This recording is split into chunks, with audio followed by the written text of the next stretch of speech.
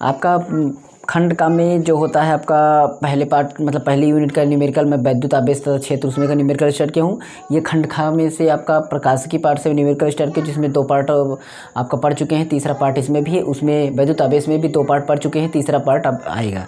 तो दोनों मतलब दोनों फिजिक्स का दोनों पार्ट मैं स्टार्ट किया हूँ, जो एक एक मतलब न्यूमेरिकल जो इम्पोर्टेंट है सभी लगवाता हूँ यहाँ पर। न्यूमेरिकल का सवाल मतलब मैं यहाँ पर हल करूँगा और क्वेश्चन यहाँ पर लगा दूँगा, तो आप क्वेश्चन को अच्छी तरीके से देखिएगा और समझिएगा सवाल कैसी आपको लगेगी। इंपॉर्टेंट सवाल जो भी रहेंगी मैं यहाँ पर लगाऊंगा। ओके, तो क्वेश्चन को मैं अपनी बुक से पढ़ता हूँ और आपको वहाँ पर क्वेश्चन लग जाएगा। तो ध्यान दीजिएगा, आपका एक उत्तल लेंस की फोकस दूरी 10 तथा अवतल लेंस की दूरी 50 सेमी, दोनों लेंस संपर्क में रखे हुए हैं और युग्म से 25 सेमी दूरी पर वस्तु के प्रतिबिंब की स्थिति ज्ञात कीजिए। अच्छा बताइए, इसमें आपको कुछ समझ में आया? कुछ समझ में आया? नहीं समझ में आया? हम क्या करते हैं, देखने से हमें पता चले फोकस दूरी 10 सेमी है। इसमें जो है फोकस दूरी कितना है, फोकस दूरी 10 सेमी है। ठीक है, फोकस दूरी 10 सेमी है, ये बात हमें समझना है। जो जो चीज़ें दी गई वही में लिखना है पहले। फोकस दूरी 10 सेमी है, ठीक है। उसके बाद बोला जा रहा है कि फोकस दूरी मतलब उत्तल लेंस की फोकस दूरी 10 सेमी है, उत्तल लेंस की फोकस दूरी 50 सेमी है। एक आपका उत्तल लेंस है और एक आपका उत्तल लेंस है, मतलब एक F1 है, एक F2 है। इसका आपका 50 सेमी दूरी है। कितनी दूरी है इसमें?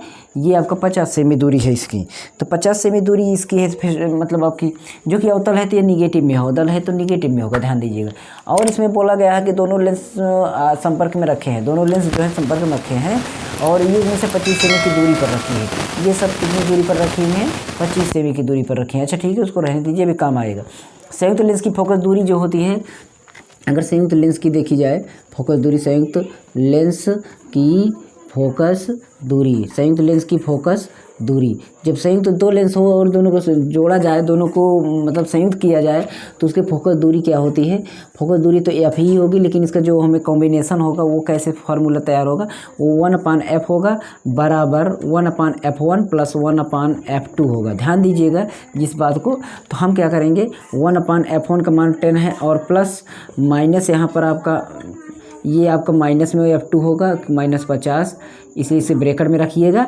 ठीक है, ब्रैकेट में रखेंगे। अब यहाँ पर क्या हो जाएगा, ये देखिए, इसको अगर हम जोड़ते हैं तो 50 10 का लासा आपका 50 10 का लासा 50 हो जाएगा, क्योंकि अभी ये डायरेक्ट हम करना चाहते थे। 50 हो गया। अब यहाँ पर 10 × 50, तो 10 × 50 तो 5 × 5 और आपका यहाँ पर प्लस माइनस हो जाएगा, तो 50 × 50 पास इस तरीके से ये हो जाएगा। 4 में से 5 में से 1 गया, 4/50 ये हो गया। और इसको प्लस में बचा हुआ है, इसको अगर हम काटते हैं, 2 से काटते हैं तो 2 दूना 4, तो 25 हो गया, 2/25 आ गया। अच्छा, 2/25 जो आया आपका क्या आया, F1/f आया है। क्या है? 1/f आया है। तो हमें तो निकालना है F हम लिख दिए तो इसका 1 नीचे चला गया, मतलब ये उलट गया, तो ये भी उलट दो, तो ये आ जाएगा 25/2, 25/2 ये आ गया। अब यहाँ पर क्या करना है, उसमें बोला गया है कि जो लेंस के बीच की जो आपका संपर्क रखी है, तो लेंस युग्म की जो 25 सेमी की दूरी है, इसके बीच में दूरी क्या होती है, वस्तु की या किसी चीज़ की दूरी वो होता है यू होता है। ठीक है, यू बराबर कितना है, -25 सेमी। कितना है? -25 सेमी। माइनस में लिखना है, हमें ध्यान देना है, और -25 सेमी हो गया। अब प्रतिबिंब की दूरी निकालना है, तो V को निकालना है। अच्छा ठीक है, अब लेंस का सूत्र अगर हम लगाते हैं तो हमें पता है 1/f बराबर क्या होता है, 1/f बराबर 1 आपका u मतलब V - 1/u होता है। इस फार्मूले को रखते हैं, तो 1/f बराबर आपका तो 1/v का मान हमारा पता नहीं है, इसको हमें छोड़ देना है। फिर यहाँ पर हमें क्या करना है, -u का मान हमारा कितना है, माइनस में है, तो -25 रखना है।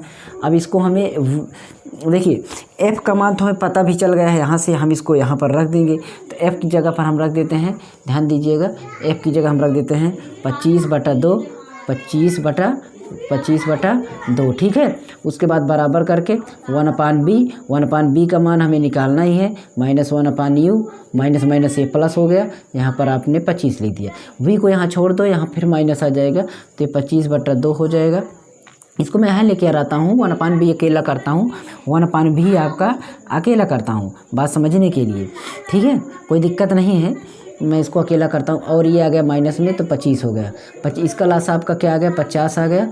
2 का पहाड़ा पड़ेंगे 25 तो 25 में। तो इस तरीके से अगर हम यहाँ पर देखेंगे तो अब हमें यही समझ में आ रहा है कि अगर ये चीज़ जो हम इसे अगर उधर ट्रांसफ़र करते हैं तो एक बात ध्यान दीजिएगा, हमारा 1/v का मान जो आया था 25/2 आया था, या एफ का मान हमारा 25/2 आया था। तो यहाँ पर हमारा एफ नीचे है तो ये क्या हो जाएगा, ये क्या हो जाएगा 2/25 हो जाएगा। क्या हो जाएगा 2/25, तो 2/25 हो जाएगा। ध्यान दीजिएगा 1/v यहाँ पर छोड़ देते हैं तो ये 1/25 है ही, तो यहाँ पर आपका 2/25 आ जाएगा। ये प्लस में है माइनस में, और यहाँ पर घटाने पर 25 एलसीएम है, 1 - 2 आ गया। 1 - 2 को अगर हल करते हैं या 2 को प्लस में करते हैं, ये प्लस में ही हो जाएगा क्योंकि ये 25 माइनस में है, तो हमारा ये आ जाएगा 1/50। कितना आ गया 1/50। 1/50 कहाँ से आ गया, गलती कुछ कर रहे हैं। हाँ 1/50 का 1/25 है ना, क्योंकि एलसीएम 25 आया है, एलसीएम 25 अब आया लासा बराबर, तो 1/25 आया। ठीक है, क्या आया 1/v बराबर 1/25, तो v बराबर हमारा कितना आ गया 25 आ गया। v बराबर हमारा कितना आ गया 25 आ गया। तो ये हमारा पहला सवाल था। इसमें की सवाल आपको बहुत डिफ़िकल्ट नहीं लगनी चाहिए, क्योंकि इसमें की सवाल बहुत ईजी होती है। इसमें की सवाल आपके लिए बहुत ही ईजी होती है, कोई दिक्कत नहीं होनी चाहिए आपको जहाँ तक है। ठीक है, और अब हम अगली सवाल लगाते हैं। अगली सवाल आपके सामने देखते रहिएगा, क्वेश्चन यहाँ पर लगा देंगे और आप पूरी तरीके से लगाइएगा। एक बार अगर लग जाएगा तो ठीक है, नहीं लगेगा तो देख लीजिएगा कैसे लगना है। ठीक है, यहाँ पर आपको देख लेना है अच्छी तरीके से। अब क्या करना है यहाँ पर कि एक है आपका 3 सेंटीमीटर त्रिज्या वाले 1.5 अपवर्तनांक वाले कांच के गोले में वायु का बुलबुला केंद्र की बाईं ओर 1 सेंटीमीटर की दूरी पर व्यास की दिशा में दूरस्थ पृष्ठ की ओर देखने पर बुलबुले की प्रतिबिंब की स्थिति बताइए। प्रतिबिंब की स्थिति बनाना है। सबसे पहले देख रहे हैं तो हमें मिल रहा है 3 सेंटीमीटर त्रिज्या, त्रिज्या का मतलब आर हमें मिल रहा है, त्रिज्या का मतलब हमें आर मिल रहा है। ध्यान दीजिएगा आर बराबर मिल रहा है कितना 3 सेंटीमीटर, कितना मिल रहा है 3 सेंटीमीटर। तो ये हमें हो गया। और ये क्या है गोले की त्रिज्या है, ये सब आप लिख सकते हैं पेपर में, आप लिख दिए गोले की त्रिज्या यानी आर बराबर 3 सेंटीमीटर। फिर मिल रहा है 1.5 अपवर्तनांक है। 1.5 आपका क्या है अपवर्तनांक है कांच के गोले में वायु का बुलबुला, कांच के गोले में वायु का बुलबुला मतलब ये अपवर्तनांक है, ये कांच है, कांच गोले में वायु का अपवर्तनांक आपका है 1 मतलब आपका कितना है, अगर इसको लिखना चाहें तो हमारा ये इसको अगर इसको उल्टा करें तो ये हो जाएगा an/g मतलब वाई और क्लास का अपवर्तनांक। तो ये हो जाएगा इस तरीके से। इसको अगर हम रखते हैं, अब इसका अनुपात हमारा कितना है 1/5, और इसको अगर काटते हैं 10 ऊपर चला जाएगा 10 बनेगा, यहाँ पर 15 बनेगा। काट देते हैं तो अगर हमारा तो 2 पंचे 10, वो 2 से कटेंगे तो कटेगा नहीं, तो हमारा कितना 5 15, 2/3 हो गया हमारा ये अपवर्तनांक। 2/3 हमारा अपवर्तन के सूत्र जो होता है, अपवर्तन का सूत्र अगर देखते हैं, अपवर्तन का सूत्र ठीक है। अपवर्तन का सूत्र हमारा क्या होता है n/v बराबर 1/u ठीक, और यहाँ पर n-1/r, ये हमारा फार्मूला इस तरीके से चलेगा। तो यहाँ पर n का मान हमारा कितना है 2/3 है, v का मान हमारा v है, v का मान हमारा कितना है v है, और -1/u का मान हमारा 1 है, बराबर आपका यहाँ पर फिर से वही n का मान 2/3 है, माइनस हमारा 1 है, और बटा में हमारा 3 है। इस तरीके से हल करेंगे तो हमारा ये इस सब की वैल्यू जो है मतलब उलट पुलट के जो आ जाएगी 2/3/v - 1 बराबर 1 - 9। अब ये सब कैसे आया इसको डिटेल हल करके देखते हैं। तो ये 3 जो है नीचे चला जाएगा तो 3 भी हो जाएगा, 1/1 को काटेंगे 1 ही आएगा। यहाँ पर 3 × 3 और 3 में से 2 गया तो आएगा -1 ये आ गया, 3 ये नीचे आएगा तो 3 × 3 = 9 हो जाएगा। इस तरीके से ये हो जाएगा। ठीक है, यहाँ पर आपका ये बना। अब इसका आगे का मान जो है यहाँ पर लिख देते हैं, यहाँ पर मतलब 1/9 के बाद 2/3 भी माइनस ये 1 है ठीक, और -1 को रहने दीजिए, यहाँ -1 को उधर ले जाइए, बराबर यहाँ 1/9 है, 1/9 है, और ये एक माइनस में है तो प्लस में हो जाएगा। और इसको हल करते हैं तो 9 × 9, 9 में से 1 गया तो 8 आया, मतलब ये 8/9 आया। किया कितना बटा 3/5v बराबर ये आपका 8/9 आया। ये इसको हमने हल किया तब ये आया। अब यहाँ पर v को यहाँ छोड़ते हैं बी यहाँ ले जाएंगे ऊपर छूटेगा, ध्यान दीजिएगा, बी को यहाँ ले जाएंगे ऊपर छूटेगा और सबको हटा लीजिए। तो 2 यहाँ पर है, 2/3 पहले से है, 8 यहाँ आएगा तो नीचे आएगा इसके बगल में, और 9 जाएगा तो इसके बगल में, 9 जाएगा तो इसके बगल में। आप इस सब तरीके से गुणा करिएगा, टोटल काटने पर 3 त्रिक का 9, 2 चौका 8, ठीक है, ये 3/4 आएगा। v बराबर कितना आ गया, 3/4 आएगा, जो कि 4 से काटेंगे तो 0.4 7 28, 4 पंचे 20, इतना आ जाएगा। v का मान हमारा आ गया 0.75, ठीक है, ये हमारा आंसर आ गया। v का मान प्रतिबिंब का आपका यहाँ पर इतना मान आ गया, ठीक है। तो इस तरीके से करना है और यही अपना स्पीड बढ़ा के रखना है। ध्यान दीजिएगा, इसमें हमें निकालना क्या था, प्रतिबिंब की स्थिति, इसलिए v को निकालना था, तो v के हमारा ये निकल गया लास्ट में, ठीक है। तो इस तरीके से आपको जितने भी सवालें आपको मिलेंगी वो आपको यहाँ पर कुछ अच्छे सवालें हम लगवा देते हैं। वैसे आज चैप्टर ये हम ख़त्म कर दें, इसके बाद जो चैप्टर आएगा वो हम लगाएंगे, ठीक है। तो चलते हैं, देखते हैं कुछ और सवालें आपके लिए। एक सवाल है, बहुत इंपॉर्टेंट सवाल है, अगर आप देखेंगे तो ये पेपर में भी आई थी और आप 2020 में आया था, तो इसको आप देखिए कैसे है। सवाल को एक बार नज़र डालिए, बहुत अच्छी सवाल है। इसमें 3 चीज़ें निकालना है, एक तलपतन विचलन कोण, आपतन कोण, अपवर्तन कोण और निर्गत कोण। ये इतनी कोण आपको निकालना है। अगर ये सारी चीज़ें निकालेंगे तो आपको सवाल में कभी भी कोई भी अकेले भी चीज़ निकालने को आ सकता है। क्वेश्चन आप पढ़ सकते हैं, 60 अंश का अपवर्तन कोण पॉलीप्रिज्म पर पीले प्रकाश के लिए अपवर्तन √2 है, और इसका अल्पतन विचलन स्थिति में ज्ञात करना है, इतने कोण ज्ञात करना है, जो चीज़ दिया गया। तो सबसे पहले दिया गया है अल्पतन विचलन कोण। तो अल्पतन प्रिज्म कोण अगर देखते हैं तो हमारा प्रिज्म कोण कितना है, प्रिज्म कोण हमारा दिखा गया है 60 अंश, ठीक है। प्रिज्म कोण हमारा कितना है, प्रिज्म पर कोण जो बन रहा है वो 60 डिग्री है, कितना है 60 डिग्री। उसके बाद आपका प्रकाश के लिए अपवर्तन कितना है, प्रकाश के लिए अपवर्तन √2 है, मतलब अपवर्तनांक कितना है, अपवर्तनांक कितना है, अपवर्तनांक हमारा यानी n कितना है, n हमारा √2 है। ये 2 चीज़ें हमारी दी गई हैं, इसी के सहारे से हम निकालेंगे सारी चीज़ें, और इसके हिसाब से हम पहला सवाल निकालते हैं। पहला है आपका अल्पतन विचलन कोण। अल्पतन विचलन कोण आपका लैम्डा, आपका डेल्टा, तो हमारा आपका ये हो गया, निकालना है, यही निकालना है अल्पतन विचलन कोण।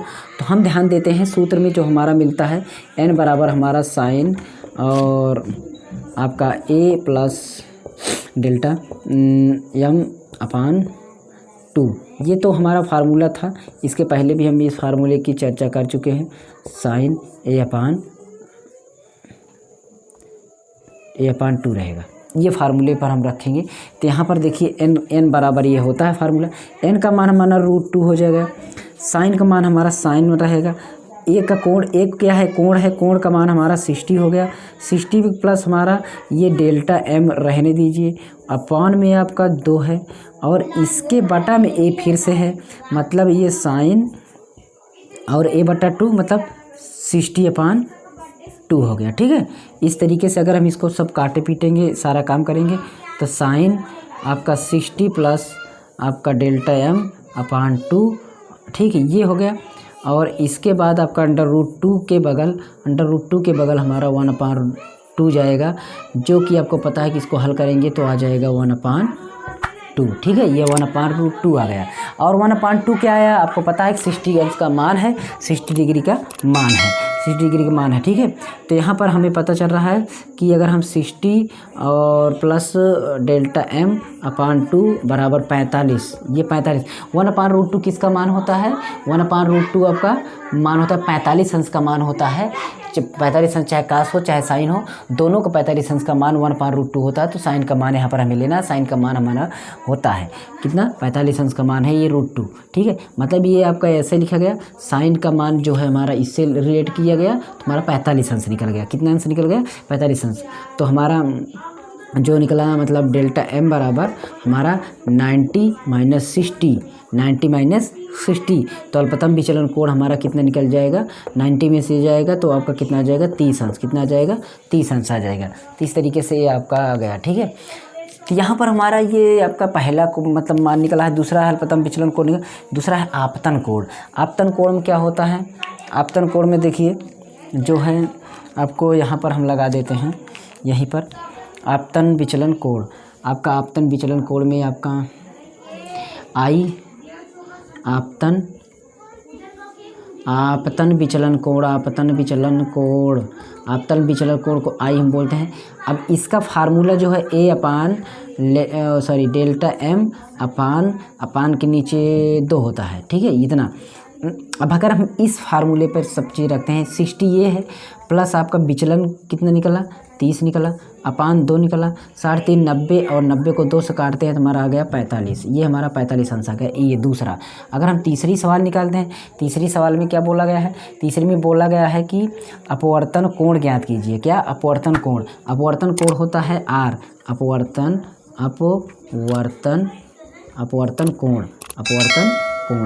कोण बराबर हमारा क्या है आपका आर, इसको बोला जाता है, क्या बोला जाता है, इसको आर बोला जाता है।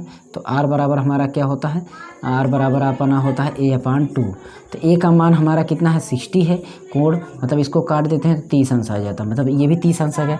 चौथा है निर्गत कोण, चौथा है आपका निर्गत कोण, चौथा निर्गत कोण, ठीक है, निर्गत कोण, ठीक है।